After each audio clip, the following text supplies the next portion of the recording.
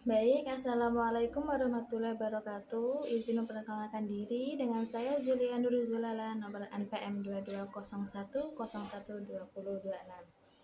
Langsung saja, saya di sini akan menjelaskan tentang arti dan tafsir dari surat Al-Isra ayat 85 sebagai tugas dari mata kuliah tafsir yang diampu oleh Bapak Animal Faiz. Langsung saja saya bacakan suratnya. Bismillahirrahmanirrahim. Fayas'alunaka 'anir ruh qulir ruhu min amri rabbi wa ma utitum minal ilmi illa qalila. Yang artinya, mereka bertanya kepadamu Nabi Muhammad tentang roh. Katakanlah, roh itu termasuk urusan Tuhanku, sedangkan kamu tidak diberi pengetahuan sedikit pun tentang itu. Lanjut, saya di sini akan menjelaskan atau membacakan tentang tafsir dari ayat tersebut. Di sini saya mengambil tafsir Wazi ya. Dan mereka yakin orang-orang Mekah bertanya kepadamu wahai Nabi Muhammad tentang roh. Apakah hakikat roh itu? Lalu Allah Subhanahu wa taala menghendaki Nabi Muhammad untuk menjawab, roh itu termasuk urusan Tuhanku, hanya Dia yang mengetahui hakikat roh itu, dan tidaklah kamu wahai manusia diberi pengetahuan kecuali sedikit pun dibandingkan dengan keluasan objek yang diketahui atau dibandingkan dengan ilmu Allah SWT. Lalu tafsir tahlilnya, orang bertanya kepada Nabi Muhammad tentang roh yang dapat menghidupkan jasmani, apakah hakikatnya dan apakah dapat dibangkitkan kembali.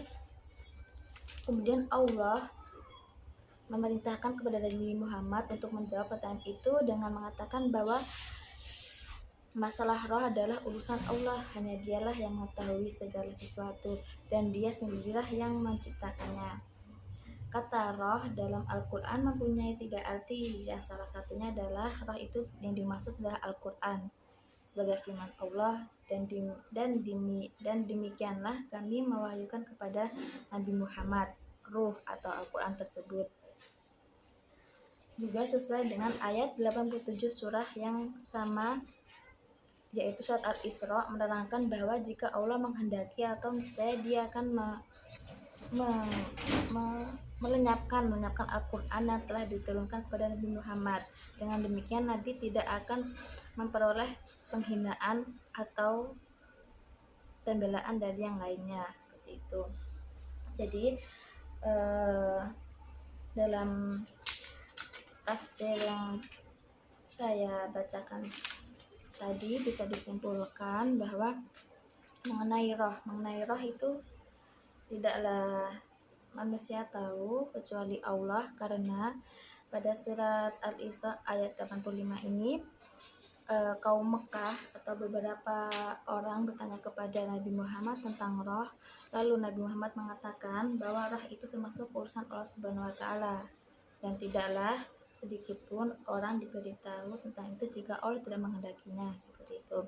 Jadi pada kandungan ayat di sini menerangkan bahwa kita harus meyakini keterbatasan kita sebagai umat manusia, yang dimana tidak semua hal yang kita tahu atau hal yang di dunia ini bisa dipahami dengan akal kita. Ada beberapa hal yang tidak bisa ditangkap oleh keterbatasan akal kita. Karena apa? Karena akal kita ini punya keterbatasan tersendiri. Jadi hikmah dalam ayat ini bisa kita ambil bahwa kelemahan manusia itu sangatlah nyata, dalam bentuk pemikiran pun sudah tidak terlihat, karena tidak semua hal-hal atau objek-objek di dunia ini bisa kita tangkap atau bisa kita cermati dengan akal pikiran. Ada beberapa memang dibatasi oleh Sang Maha Kuasa, seperti itu.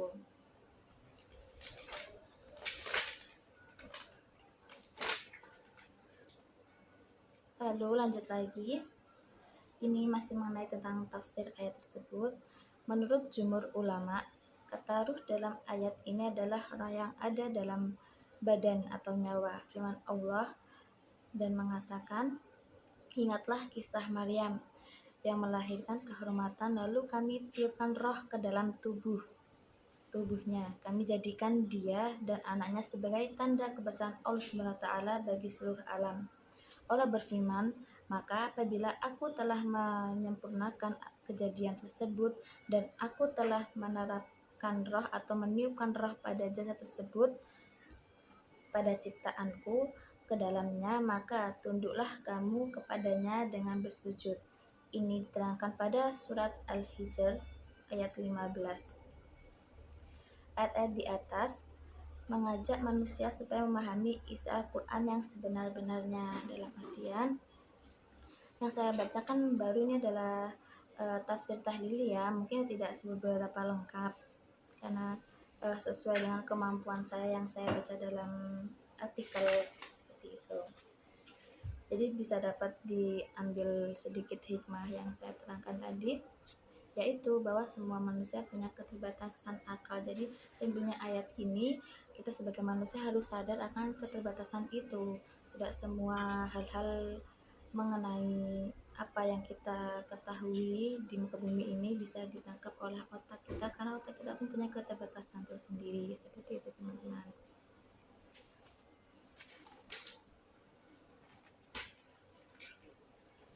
Mungkin sekian dari saya akhiri. Wassalamualaikum warahmatullahi wabarakatuh.